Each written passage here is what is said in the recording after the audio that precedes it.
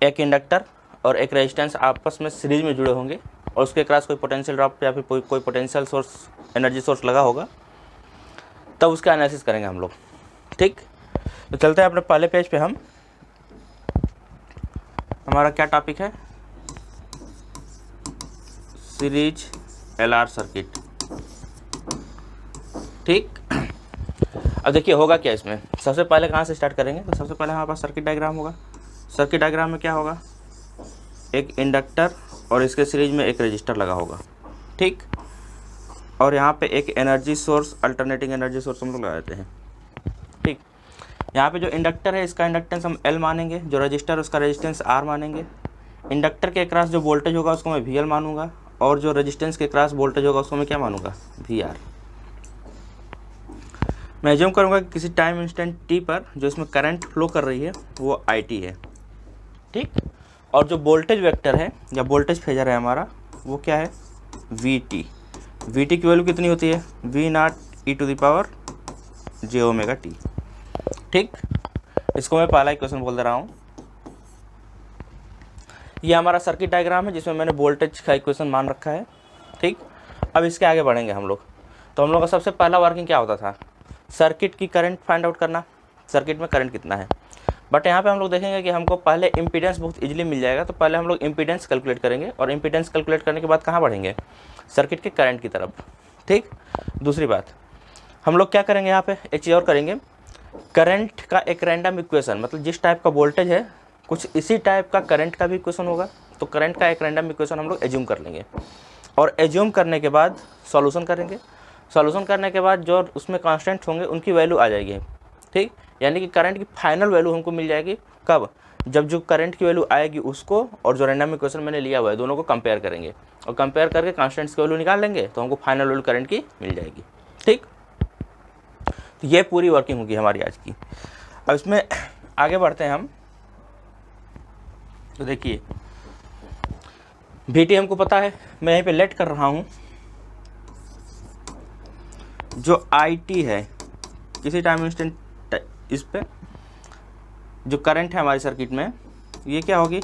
I0 e⁻j⍵t plus phi, कुछ इस type का मैं एज्यूम कर लेता हूँ। ठीक, हमारा करंट का इक्वेशन होगा। इसको इक्वेशन 2 बोल रहा हूँ मैं। अब देखिए हमारा जो सर्किट है इसमें L के क्रॉस वोल्टेज कितना होगा? तो जो VL की वैल्यू होती है, मैं यहाँ पे पहले वैल्यूज पुट कर दे रहा हूँ। VL की जो वैल्यू आएगी वो कितना होता है? L dIT/dt, ये आप लोग जानते हैं। इसी तरह से जो VR होगा यानी कि रेजिस्टेंस के क्रॉस जो वोल्टेज होगा वो कितना होगा? तो VR की जो वैल्यू आती है वो कितना होता है? IT × R, V = IR होता है। ठीक, तो ये लिख लिया हमने। इसको मैं इक्वेशन 3 बोल दे रहा हूँ और इसको इक्वेशन नंबर 4 बोल दे रहा हूँ। अब देखिए है क्या, सर्किट एनालिसिस करने के लिए सबसे पहले हम लोग इसमें किरचॉफ वोल्टेज लॉ अप्लाई करेंगे। किरचॉफ वोल्टेज लॉ अप्लाई करने पर क्या आएगा? किरचॉफ वोल्टेज लॉ अप्लाई करने के लिए हम लोग करते हैं क्या? पहले तो पोलैरिटी भी मार्क करते हैं, तो मैं पोलैरिटी मार्क कर देता हूँ। यहाँ प्लस होगा, यहाँ माइनस होगा। मैं मान रहा हूँ कि किसी टाइम इंस्टेंट पे करंट क्या है? इस डायरेक्शन में जा रही है, यानी क्लॉकवाइज डायरेक्शन में करंट फ्लो कर रही है हमारी इस लूप में। अब इसको मैं प्लस कहूँगा, इसको माइनस कहूँगा। इधर से करंट एंटर करेगी तो इसको प्लस करूँगा, इसको माइनस कर दूँगा। और सोर्स में हमेशा करंट माइनस से एंटर करती है और प्लस से बाहर निकलती है, तो यह माइनस प्लस हो जाएगा। ठीक, अब इसी साइन कन्वेंशन का यूज़ करते हुए मैं इसमें किरचॉफ वोल्टेज लॉ लगाऊंगा। और किरचॉफ वोल्टेज लॉ मैं कैसे लगा रहा हूँ? क्लॉकवाइज डायरेक्शन में, ये ध्यान रखिएगा। हमारे पास आएगा क्या? जो मैं इस कॉर्नर से स्टार्ट कर रहा हूँ, VL + VR - VT = 0। ठीक, किरचॉफ वोल्टेज लॉ लगाने पर हमको ये इक्वेशन मिला। अब इसी में हम लोग करेंगे क्या, यहाँ से जो VT की वैल्यू आएगी वो कितनी आ जाएगी? VT, इसकी वैल्यू कितनी आ जाएगी? VL + VR के बराबर। यहाँ पे कोई दिक्कत नहीं होनी आप लोगों को। अब देखिए इसमें मैंने पहले ही बताया कि ये जो VT है वो क्या है? वोल्टेज फेजर में ले रहा हूँ या वोल्टेज वेक्टर में ले रहा हूँ। ठीक, तो इसमें मैं साइन वेक्टर का लगाऊँ चाहे ना लगाऊँ, दोनों सेम है। मैं बता रखा हूँ कि कैलकुलेशन करने के लिए हम लोग वेक्टर क्वांटिटीज़ का यूज़ करते हैं, बट वोल्टेज और करंट एक्चुअल में वेक्टर क्वांटिटी नहीं होती हैं। ठीक, तो कई बार मैंने पिछले लेक्चर्स में वेक्टर लगाया भी है, यहाँ मैं नहीं लगा रहा हूँ। ठीक, जहाँ पर भी वी टी आई टी लिखा होगा, ये ध्यान दीजिएगा कि ये क्या है, हमारे वेक्टर्स हैं, ठीक, वोल्टेज वेक्टर्स, करंट वेक्टर्स, या वोल्टेज फेजर्स, करंट फेजर्स बोलते हैं इनको हम लोग, ठीक। अब देखिए इसमें मैं वैल्यू पुट करने जा रहा हूँ।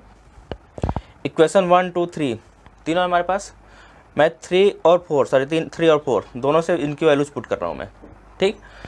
अब देखिए जब पुट करेंगे वैल्यू तो क्या आएगा हमारे पास, जो वी टी की वैल्यू आएगी वो कितनी आ जाएगी, वी एल है L D I T by D T plus I T into R, कोई दिक्कत नहीं है। अब मैं क्या करूँगा, मेरे पास आई टी का एक इक्वेशन है, ठीक। तो देखिए पहले सबसे मुझे निकालना है इम्पीडेंस। मैंने कहा था कि इम्पीडेंस निकालने के लिए हम लोग क्या करेंगे कि जो हमारा वोल्टेज वेक्टर है और करंट वेक्टर है, इन दोनों का रेशियो निकालना है। तो यहाँ पर भी करंट वेक्टर होना चाहिए था, यहाँ पे करंट वेक्टर है तो मैं सीधे नीचे लेकर चला जाऊँगा, लेकिन यहाँ पर भी करंट वेक्टर होगा तब मैं दोनों से कॉमन कर पाऊँगा। इसको करंट वेक्टर में कन्वर्ट करने के लिए मैं करूँगा क्या, इसमें आई टी की वैल्यू पुट कर दूँगा। यहाँ से जो आई टी की वैल्यू है इक्वेशन 2 का उठा के यहाँ पुट कर दूँगा, तो हमारे पास क्या आ जाएगा, जो वी टी की वैल्यू आ जाएगी वो कितनी आ जाएगी, एल डी डी टी आप I naught E to the power J omega T plus 5, ठीक। यह मैं पुट कर दिया, plus I T into R, ऐसा ही था ये, ठीक, ये मैंने लिख लिया। अब इसका डिफ्रेंशिएशन करेंगे टाइम के रिस्पेक्ट में, क्या आएगा हमारे पास, देखिए V T is equals to L, यह आई नॉट कांस्टेंट है, बाहर निकल जाएगा आई नॉट, उसके बाद e to the power J omega T plus 5, तो e to the power J omega T plus 5 का डिफ्रेंशिएशन सेम होता है e to the power J omega T plus 5, तो इसको हम लिख देंगे e to the power J omega T plus 5 as it is, into e to the power में जो जे ओमेगा टी प्लस 5 है, यानी कि पावर का आप जब डिफ्रेंशिएशन करेंगे तो यहाँ पे हमारा ओमेगा टी है, तो जे ओमेगा टी का जब करेंगे तो टी का 1 हो जाएगा, जे ओमेगा बचेगा, तो हमारे पास क्या आएगा जे ओमेगा, और प्लस 5 का जब टाइम के रिस्पेक्ट में करेंगे तो ये 0 हो जाएगा क्योंकि इसमें टी नहीं है, ठीक, plus I T into R, ठीक। अब यहाँ पे देखिए क्या रहा है हमारे पास, जो वेक्टर वी टी की वैल्यू आ रही है वो कितनी आ रही है, j omega L I naught E to the power J omega T plus 5, ठीक, plus I T into R, यह आ रहा है। अब देखिए फिर से जो ये वैल्यू है, ये वाली पूरी जो मैं रेड से मार्क कर रहा हूँ, ये क्या है, I naught to j omega T plus 5 I T की वैल्यू है, तो इसको अब मैं आई टी लिख सकता हूँ। तो हमारे पास क्या आ जाएगा, जो वी टी की वैल्यू आएगी वो आ जाएगी j omega L I t plus I T into R, sorry I T into R, ये आ जाएगा हमारे पास। अब थोड़ा सा और हम आगे बढ़ेंगे यहीं से, तो मैं बोर्ड को थोड़ा शिफ्ट करता हूँ और यहीं से आगे बढ़ रहा हूँ, ठीक, ध्यान दीजिएगा।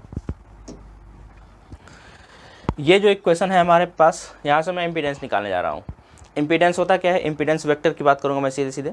तो इम्पीडेंस क्या होता है, इम्पीडेंस वेक्टर क्या होगा, वोल्टेज फेजर और करंट फेजर, या वोल्टेज वेक्टर और करंट वेक्टर का जो रेशियो होता है वही क्या कहलाता है, इम्पीडेंस। तो मैं यहाँ पे निकालने जा रहा हूँ क्या, इम्पीडेंस।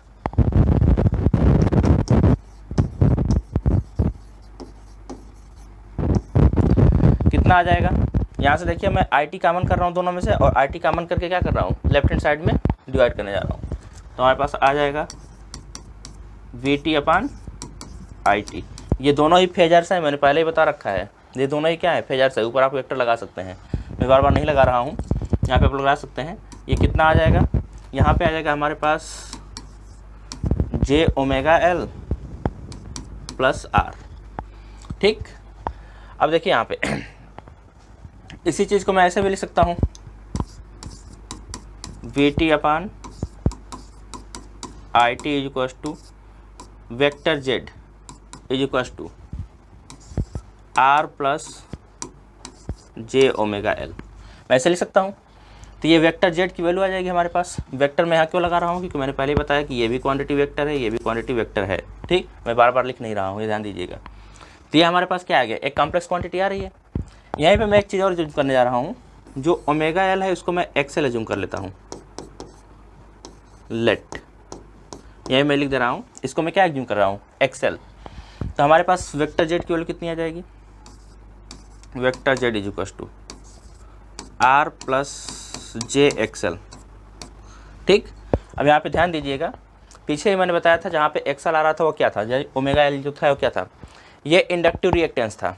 ठीक, तो जो एक्सएल है ये क्या है, इंडक्टिव रिएक्टेंस है, और ये क्या है, आर, ये हमारा रेजिस्टेंस है सर्किट का। तो यहाँ पे ध्यान दीजिएगा कि जो अपोजिशन क्रिएट हो रहा है अभी अभी फ़िलहाल इस सर्किट में जो मैंने पीछे बना रखा था, उसमें रेजिस्टेंस आर के कारण अपोजिशन है। दूसरी बात, जो उसका इमेजिनरी पार्ट है वो एक्सएल है। ठीक, यानी कि उसमें जो इंडक्टिव रिएक्टेंस है उसके कारण भी अपोजिशन क्रिएट हो रहा है। अब एक्चुअल में होता क्या है, यहाँ जो हम लोग इम्पीडेंस निकालते हैं इसमें मिलता क्या है, इम्पीडेंस हमको ये बताता है कि उस सर्किट में कौन सा पार्ट रियल लगा हुआ है। जैसे इस टाइप में अगर हम निकालेंगे कॉम्प्लेक्स क्वांटिटी में तब ये पता चलेगा। ठीक, तो इंटरमीडिएट लेवल पे नहीं पढ़ाया जाता है, ध्यान रखिएगा। इंटरमीडिएट लेवल पे सिंपली इसको कर दिया जाता है। तो यहाँ पे क्या है, जो एक्चुअल में हमारे सर्किट में लगा हुआ है फिजिकल कंपोनेंट वो है आर, तो वो रियल पार्ट हो गया। और जो एक्चुअल में लगा नहीं है बट अपोजिशन क्रिएट कर रहा है वो क्या है, एक्सएल। ठीक, वो इफेक्ट के कारण प्रोड्यूस होता है। इफेक्ट के कारण प्रोड्यूस होने का मतलब क्या है कि एक्चुअल में वहाँ पर एग्जिस्ट नहीं कर रहा है। तो ये हमारा इमेजिनरी पार्ट होता है बट अपोजिशन के कारण भी होता है। ठीक, अब हमको मिल गया क्या, ये जेड की वैल्यू, यही हमारा क्या हो जाएगा, इम्पीडेंस ऑफ द सर्किट। ठीक, अब इस इम्पीडेंस का मैग्नीट्यूड कितना होता है, तो मैग्नीट्यूड निकालने के लिए आप लोग जानते हैं कि जो मैग्नीट्यूड ऑफ जेड आएगा वो कितना होता है, square root R square plus X L square, या इसी को आप लोग लिख सकते हैं square root R square plus omega L का होल स्क्वायर। ये भी आप लोग पढ़े हैं, किसी भी कॉम्प्लेक्स क्वांटिटी का मैग्नीट्यूड कैसे निकालता है। तो अगर ए प्लस आई बी के टर्म में लिखा हो तो स्क्वायर रूट ए स्क्वायर प्लस बी स्क्वायर होता है मैग्नीट्यूड। तो ये मैंने लिख दिया। इसको लिखने का एक तरीका और होता है, जैसे कि देखिए इस कॉम्प्लेक्स क्वांटिटी को मैं कॉम्प्लेक्स प्लेन में ड्रा कर लूँ। देखिएगा, इसको सिंप्लीफाई करने जा रहा हूँ थोड़ा सा और मैं। ठीक, इतना किताब में दिया नहीं है बट फिर भी मैं इसको आगे कर रहा हूँ ताकि आप लोगों को चीज़ें क्लियर हो जाएँ। ठीक, तो देखिए कॉम्प्लेक्स प्लेन में अगर मैं इसको ड्रा करूँगा तो कैसे ड्रा होगा,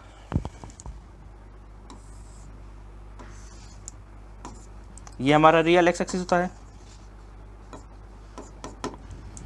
और ये हमारा क्या होता है, इमेजिनरी एक्सिस। ठीक, अब रियल एक्सिस पे क्या है, आर है, और इमेजिनरी एक्सिस पे क्या है, एक्सएल है, या मैं इसको ओमेगा एल लिख रहा हूँ। ठीक, ध्यान दीजिएगा, इमेजिनरी एक्सिस पे एक्सएल है, एक्सएल की वैल्यू ओमेगा एल के बराबर है, मैं सीधे ओमेगा एल ही लिख रहा हूँ। अब मैं मान लेता हूँ कि किसी टाइम इंस्टेंट पे हमारा जो रिजल्टेंट फेजर है वेक्टर जेड, ये रियल एक्सिस से फाई एंगल बना रहा है। ठीक, रियल एक्सिस से कितना एंगल बना रहा है, फाई एंगल। अब अगर फाई एंगल बना रहा है तो इस केस में ये जो दोनों वैल्यूज होंगी वो क्या क्या होंगी, जो आर की वैल्यू आएगी वो क्या आएगी, और जो ओमेगा एल की वैल्यू आएगी वो कितना आएगी।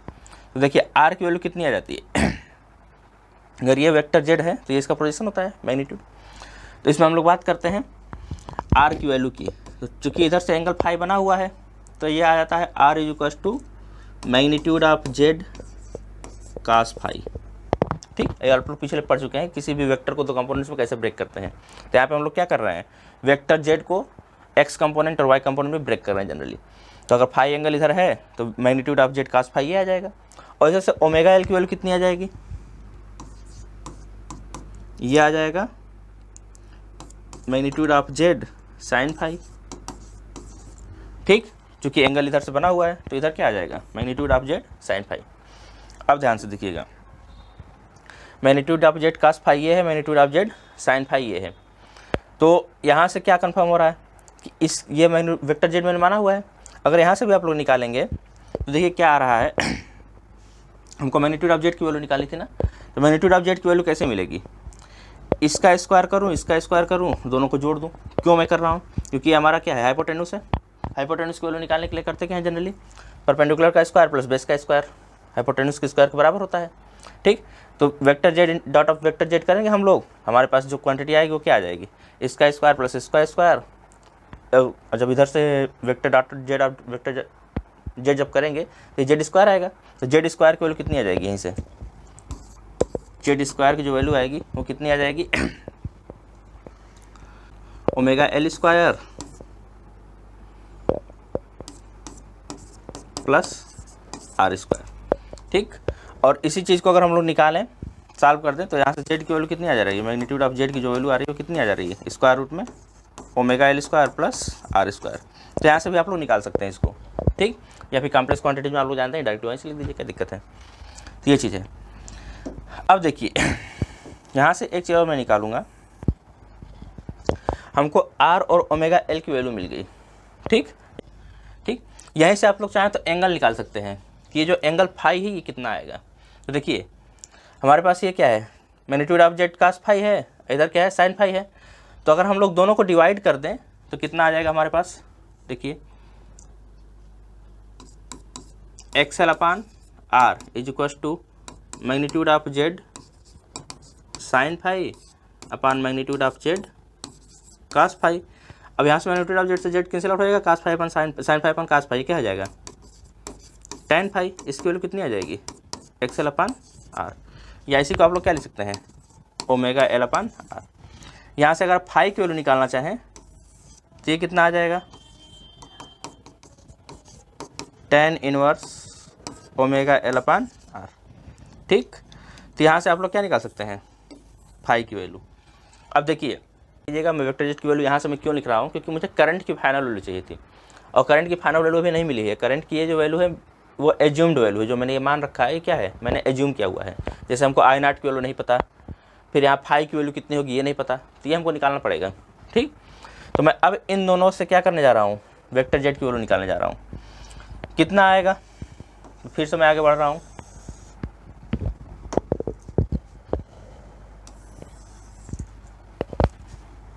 जो वेक्टर जेड होगा ये कितना आ जाएगा, ये लिखा क्या गया है आर प्लस जे एक्सएल। तो आर की वैल्यू कितनी है, magnitude of Z cos phi plus J X L, X L का मतलब ओमेगा एल, और ओमेगा एल की वैल्यू कितनी है, magnitude of Z sine phi, magnitude of Z sine phi. ठीक।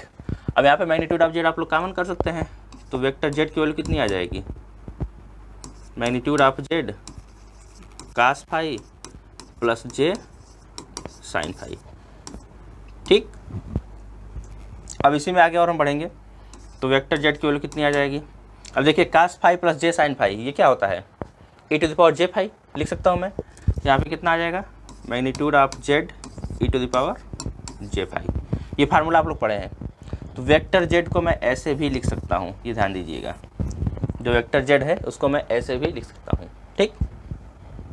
अब हमारे पास वेक्टर जेड मिल गया। अब पीछे इक्वेशन क्या था, मुझे फिर थोड़ा सा बोर्ड शिफ्ट करना पड़ेगा।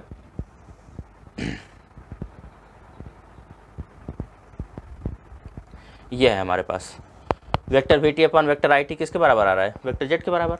यहीं से मैं फिर से आगे बढ़ूंगा, तो हमको क्या मिल जाएगा, vector V T upon vector I t. ठीक। Is equal to vector Z. अब वेक्टर जेड की ये वैल्यू आई हुई है, वेक्टर आई टी की वैल्यू हमको पता थी, वेक्टर वी टी की वैल्यू पता है हमको। निकालने क्या है, वेक्टर आई टी की वैल्यू हमको पता करनी है। एक्चुअल में जो गिवन वैल्यू है वो हमको पता है, लेकिन एक्चुअल वैल्यू हमको फाइंड आउट करनी है। अब तो एक्चुअल वैल्यू कैसे मिलेगी हमको, यहाँ से मैं कर दूंगा, वेक्टर आई टी की जो वैल्यू आ जाएगी वो कितनी आ जाएगी, आई टी को मैं इधर कर रहा हूँ, जेड को नीचे लेके जा रहा हूँ, तो vector V T upon vector Z. ठीक। और वेक्टर वी टी की वैल्यू कितनी है, पीछे मैंने पहले पेज पे जूम कर रखा था, V naught E to the power J omega t. तो यहाँ पे क्या आ जाएगा, V naught E to the power J omega t upon vector Z की value magnitude of Z E to the power j phi. ठीक। यह आ जाएगा हमारे पास। अब मैं आगे बढ़ूंगा यहाँ से, तो करंट की वैल्यू हमको मिल जाएगी, करंट फेजर की वैल्यू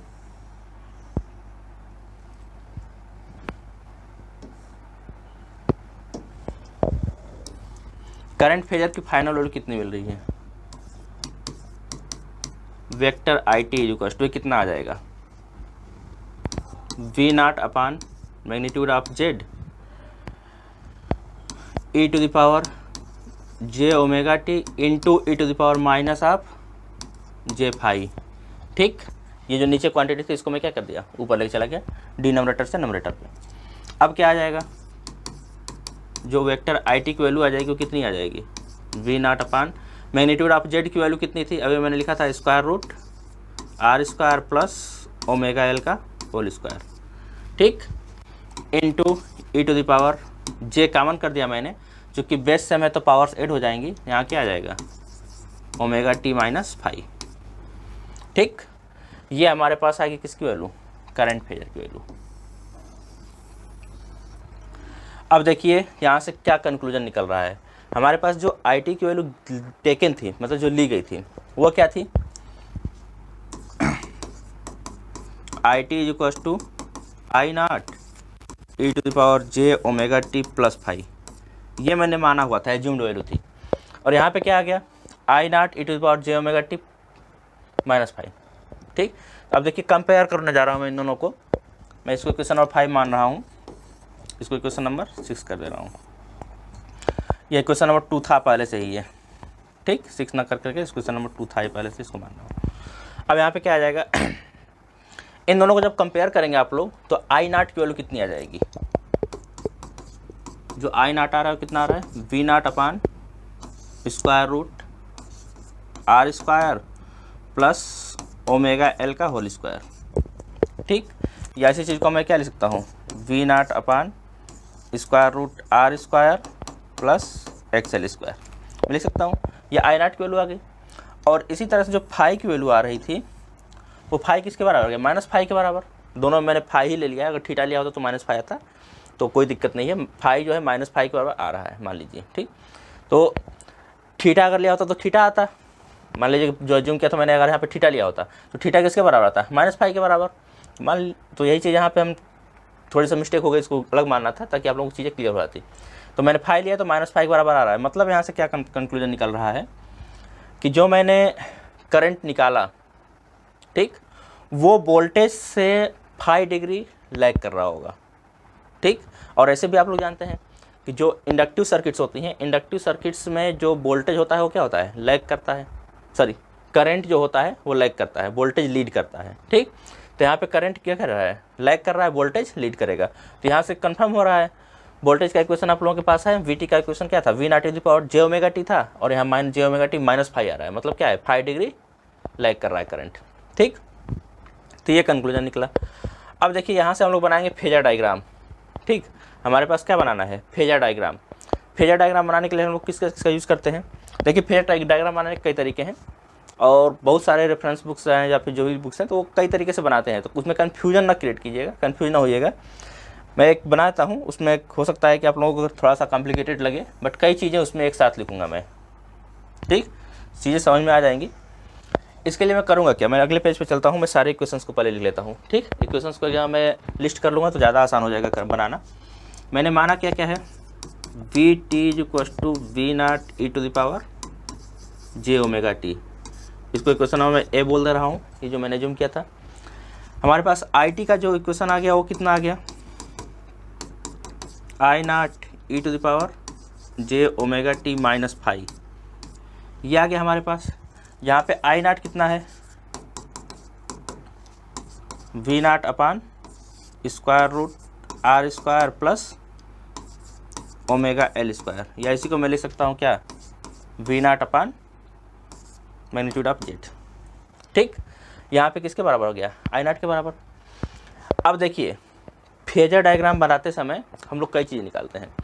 जैसे पहले तो इन दोनों के बीच में फेजर बना सकते हैं हम लोग, वी टी का पोजीशन क्या होगा, आई टी का पोजीशन क्या होगा। ठीक, लेकिन इसी में हम लोग चाहें तो जो वोल्टेज इंडक्टर के क्रॉस आ रहा है उसका भी हम लोग फेजर बना सकते हैं, और जो रेजिस्टेंस के क्रॉस वोल्टेज होगा उसका भी फेजर बना सकते हैं। ठीक, तो कैसे बनाएंगे हम लोग, तो ध्यान से देखिएगा।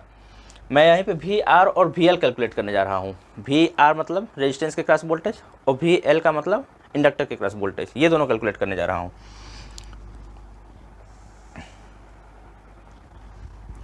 वी आर की वैल्यू मैंने क्या लिखा हुआ था, V R is equal to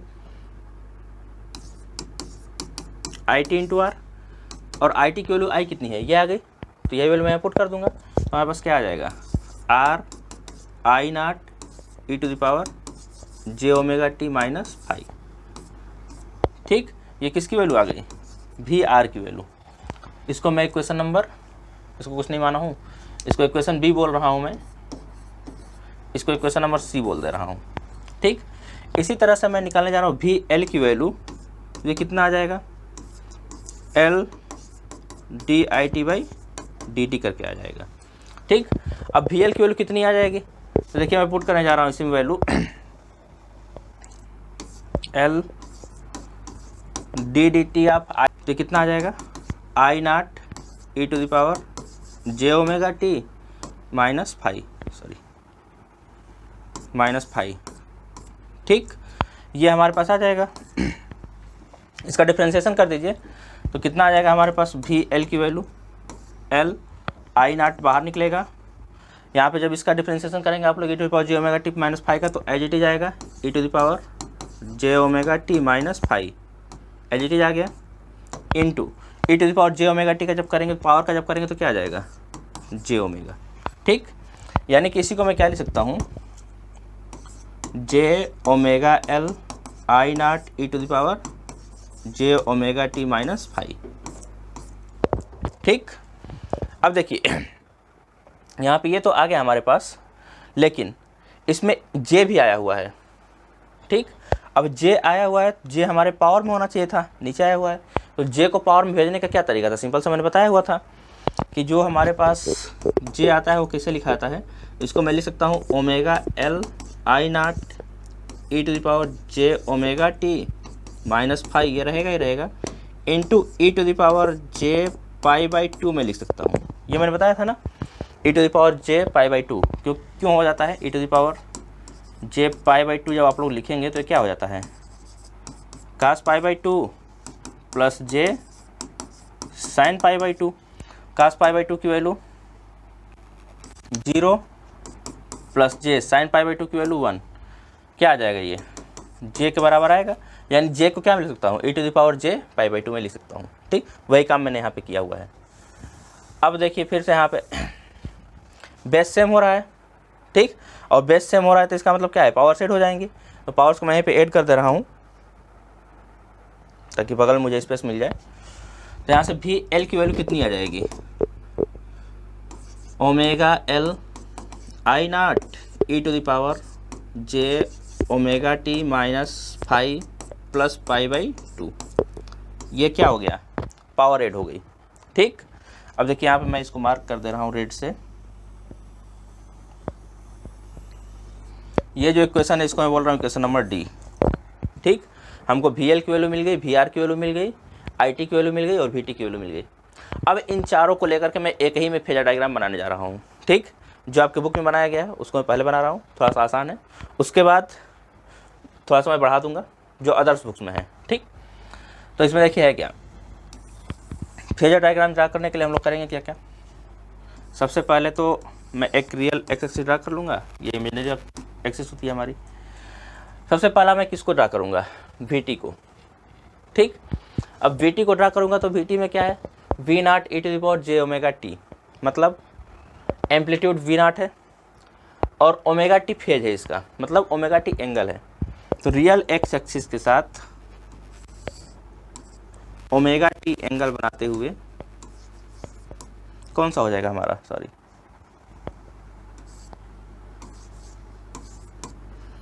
हमारा जो फेजर है वी टी ड्रा किया गया है ये। ठीक, अब देखिए वी टी के बाद किसको ड्रा करना है, आई टी को। तो आई टी में क्या है, I naught E to the power J omega T minus five, और आई नॉट की वैल्यू कितनी है, वी नॉट अपान समथिंग। ठीक, मतलब सिंपल सी बात है कि जो एम्पलीट्यूड होगा आई टी का वो वी टी के कंपैरिजन में कम होगा। एक छोटा सा वेक्टर बनाएंगे कम एम्पलीट्यूड के लिए। उसके बाद फेज कितना है, ओमेगा टी माइनस फाइव, मतलब ओमेगा टी में से 5 डिग्री पीछे। तो ये हमारा ओमेगा टी एंगल पे है, तो यहाँ से मैं क्या करूँगा, इसके 5 डिग्री पीछे ये मैं बना दिया क्या, आई टी। ठीक। यह कहाँ से कहाँ तक जा रहा है, यहाँ ओमेगा टी से 5 डिग्री पीछे है ये एंगल क्या है 5, जो मैं रेड से मार्क कर रहा हूँ। ठीक, तो ये हमारा क्या हो गया करंट फेजर। अब आपकी किताब में इतना ही बनाया गया है, पहले बता दूं मैं कि कई सारी बुक्स में बस इतना ही बना दिया गया है कि वी टी यहाँ होगा और वी टी से 5 डिग्री पीछे ये बनेगा। हाँ, एक काम ये भी किया गया है कि अगर आप लोग बनाना चाहें तो इसमें ऐसे बना सकते हैं, V0 की वैल्यू यानी कि vector V0 time instant t बराबर 0 पे कितना आएगा, vector time instant t equal to 0 पे ये एंगल 0 होगा, तो यहाँ पे V0 यहाँ पे आएगा। अब V0 अगर यहाँ पे आ रहा है तो I0 कहाँ जाएगा, अब इससे 5 डिग्री पीछे जाएगा। मतलब फिर से मैं इसके पीछे चलूँगा, इसका कलर मैं चेंज कर दे रहा हूँ ताकि आप लोगों को चीज़ें दिखती रहें। अब यहाँ से 5 डिग्री फिर मैं पीछे चलूँगा तो ये एंगल कहीं यहाँ बन जाएगा। ठीक,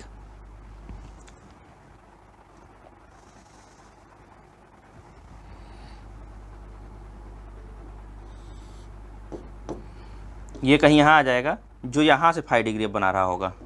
ठीक, और ये किसकी वैल्यू होगी I0 की, जो ये मैंने येलो से मार्क किया हुआ है। कहाँ से बना रहा है ये रियल एक्स एक्सिस से बना रहा है इतना एंगल। ठीक, V0 और I0 ऐसे आएगा, मतलब V0 से 5 डिग्री पीछे ये होगा। ठीक, ये बना दिया। अब देखिए इसी में मैं मार्क करने जा रहा हूँ VL और VR को। ठीक, अब देखिए VR की वैल्यू कितनी है, VR जो है RI0 e⁻j⍵t−5 है। ठीक, एम्पलीट्यूड कितना आ रहा है RI0, तो I0 की वैल्यू तो इतनी ही है। ठीक, चूँकि नीचे R² है तो वैल्यू ज़्यादा कम करेगा, R मल्टीप्लाई में आ रहा है तो वैल्यू बढ़ाएगा, लेकिन इससे कंपेरिजन में कम बढ़ाएगा। फेज कितना है ⍵t−5, तो ⍵t−5 फेज किसका था IT का, तो मतलब IT पर ही हमारा VR होगा। और ऐसे भी आप लोग जानते हैं कि ओनली रजिस्टर सर्किट में करंट और वोल्टेज साथ साथ चलते हैं, यानी कि उसमें लैग या लीड नहीं होता। ठीक, दोनों में फेज डिफरेंस 0 होता है। तो जो हमारा VR है वो किसके ऊपर आएगा, फिर से मैं कलर चेंज कर रहा हूँ, मैं पिंक कलर लेता हूँ अब की बार। जो हमारा VR है वो IT के ऊपर ही आएगा। ठीक, ये क्या हो जाएगा VR की वैल्यू, ये ध्यान दीजिएगा। और दूसरी बात, VR के बाद IT के ऊपर हमारा VR आ गया।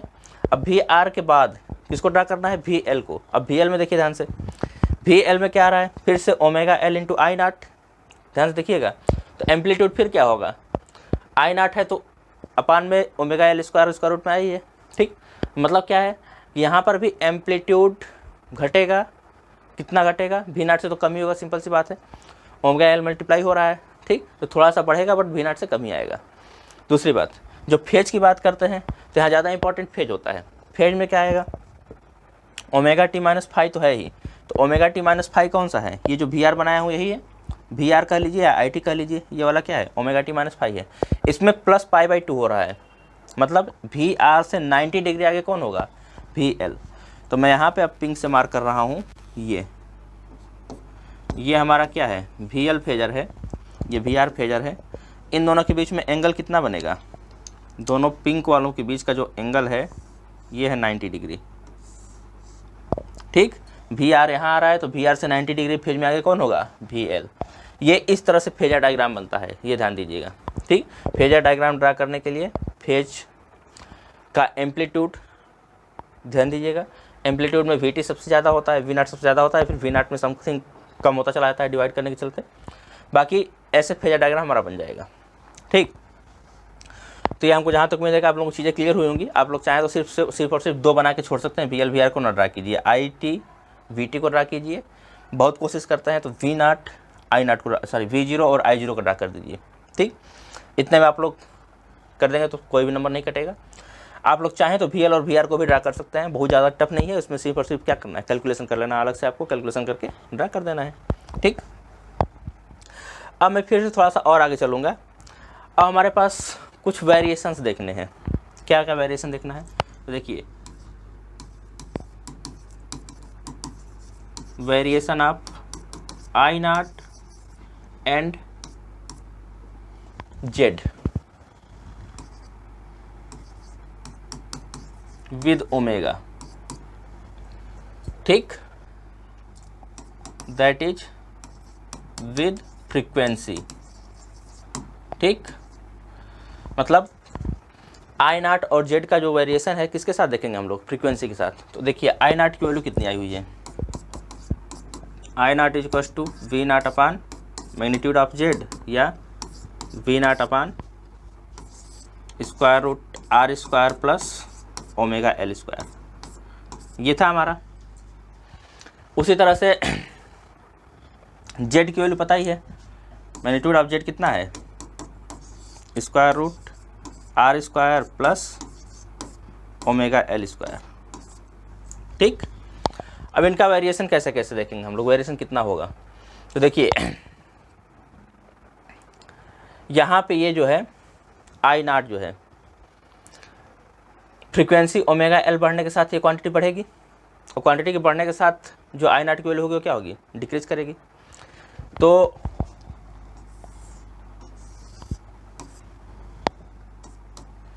इसकी मैक्सिमम वैल्यू कहाँ जाएगी, V naught upon R square के बराबर।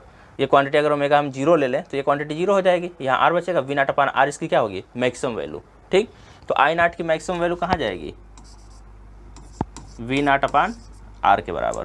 ध्यान से देखिएगा, यहाँ पे यहीं से निकाल रहा हूँ मैं, ओमेगा की वैल्यू जीरो कर रहा हूँ। ओमेगा की वैल्यू जीरो करने का मतलब ओमेगा एल स्क्वायर वाला टर्म जीरो हो जाएगा, और ओमेगा वेरिएशन किसके किसके साथ देखा जा रहा है, ध्यान दीजिएगा।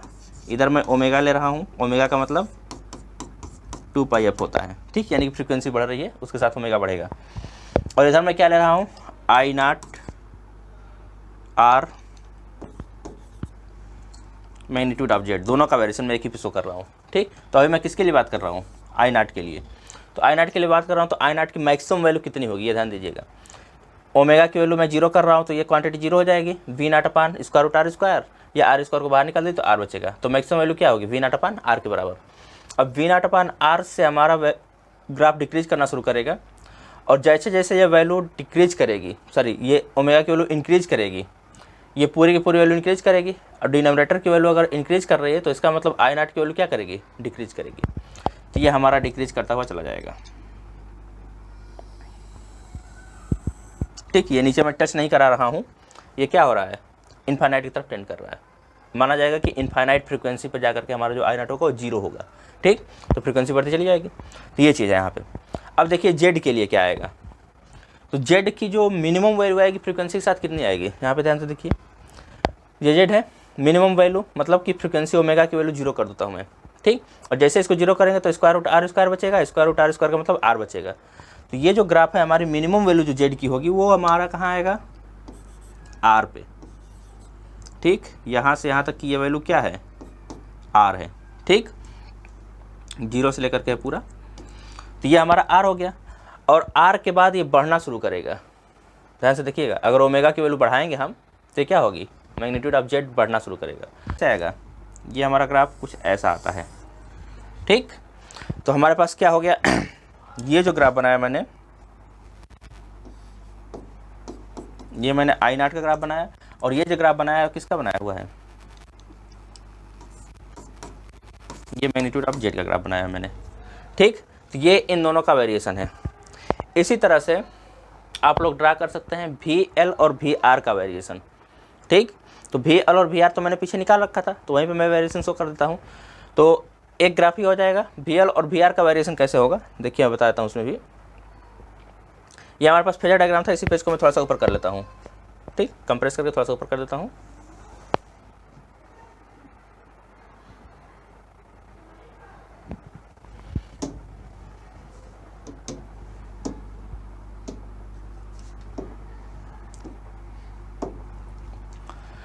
यहाँ पे हमारे पास वी आर आया हुआ है, R I naught E to the power J omega T minus 5। ठीक, और ऐसे से वी एल आया है omega L I naught E to the power J omega T minus 5 plus π/2। ठीक, अब देखिए क्या होगा, देखिए इसको मैं बनाने जा रहा हूँ, ड्रा करने जा रहा हूँ।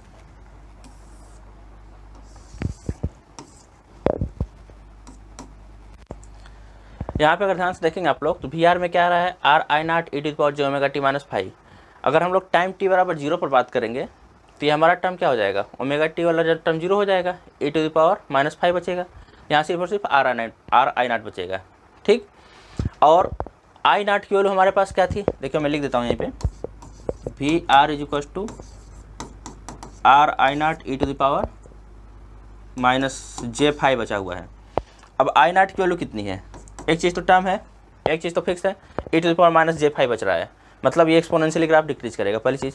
दूसरी बात, आर आई नाट है तो आर अपान आई नाट की वैल्यू कितनी होती है, V naught upon square root R square plus omega L square, omega square L square, ठीक, ये लिखता हूँ मैं। अब ओमेगा की वैल्यू मैं जीरो कर रहा हूँ तो ये क्वांटिटी फिर से जीरो होगी, यहाँ आर स्क्वायर बचेगा और आर स्क्वायर स्क्वायर से बाहर निकालूंगा तो क्या हो जाएगा, आर बचेगा और आर से आर कैंसिल आउट, यानी वी आर किसके बराबर आ जाएगा, वी नाट के बराबर।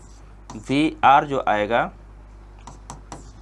वी नाट के बराबर आ रहा है, यानी कि वी आर की जो मैक्सिमम वैल्यू होगी कितनी होगी, वी नाट होगी, ठीक। तो हमारा ग्राफ वी नाट से स्टार्ट होगा, दूसरी बात एक्सपोनेंशियली डिक्रीज करेगा। तो हमारा ग्राफ कैसे बनेगा, यहाँ वी नाट से स्टार्ट होगा और ये एक्सपोनेंशियली डिक्रीज करता हुआ ऐसे चला जाएगा, ठीक। यहाँ मैं नीचे टच नहीं करा रहा हूँ अगेन, मतलब इनफाइनाइट पे जाके टच करेगा ये। तो ये किसका ग्राफ हो जाएगा, वी आर का। अब देखिए दूसरा क्या है, वी एल। वी एल में भी है ओमेगा एल इंटू आई नाट। आई नाट का मतलब क्या है, ये वाली क्वांटिटी यहाँ भी पुट की जाएगी, e⁻j⁻t -5 + π/2, ठीक। तो अगर ओमेगा टी की वैल्यू आप लोग क्या पुट करेंगे, ओमेगा की वैल्यू 0 पुट कर देंगे तो यहाँ पे e⁻ क्या बचेगा, -5 + π/2, यानी π/2 -5 बच रहा है, ठीक।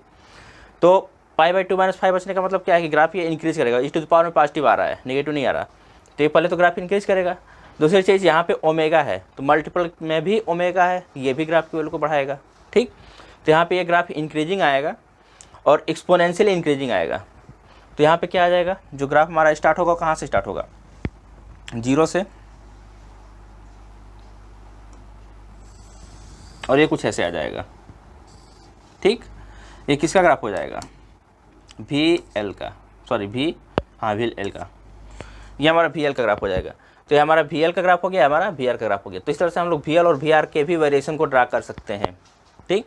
तो हमारा जो आज का टॉपिक था वो यहाँ पे समाप्त हुआ। इसमें क्या क्या हम लोगों ने देखा, अगर स्टार्टिंग से देखेंगे हम लोग, तो एक पेज हमारा ये है, इसको मैं कंप्रेस कर दे रहा हूँ थोड़ा सा।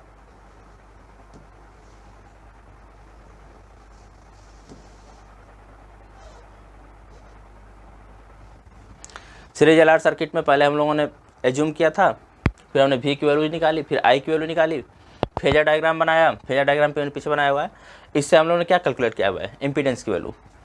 इसके आगे जब पढ़े हम लोग दूसरे पेज पे, तो यहाँ पे हम लोगों ने क्या क्या बना लिया, फेजर डायग्राम, और फेजर डायग्राम के साथ साथ वी आर और वी एल का वेरिएशन देख लिया, कैसे ओमेगा के साथ ये वेरी करेगा। यहाँ मैं लिख दूँ, अब मैंने लिखा नहीं है, V L R V R, ये इस एक्सिस पे लिया जा रहा है, वाई एक्सिस पे, और इधर क्या लिया गया है, ओमेगा = 2πf, यानी फ्रीक्वेंसी डिपेंडेंट क्वांटिटीज है, तो फ्रीक्वेंसी के साथ ये क्वांटिटीज कैसे वेरी कर रही हैं, ये इसका वेरिएशन शो किया गया है। इसी तरह से आगे और मैं पढ़ूंगा, तो यहाँ पे हमने क्या दिखाया, आई नाट और जेड का वेरिएशन शो किया हुआ है फ्रीक्वेंसी के साथ, ये दोनों भी फ्रीक्वेंसी डिपेंडेंट क्वांटिटी है, तो फ्रीक्वेंसी के साथ इनका जो वेरिएशन है ये शो किया गया है। ये हमारा अभी तक का जो एल आर सर्किट था ये कंप्लीट हुआ। इसके आगे हम लोग क्या करेंगे, सी आर सर्किट, यानी कि सीरीज सी आर सर्किट, उसका भी कैलकुलेशन लगभग सेम है, कुछ भी बहुत चेंज नहीं होना, और यही सारे वेरिएशंस में भी देखने हैं। तो फिर मिलते हैं नेक्स्ट वीडियो में, तब तक के लिए धन्यवाद।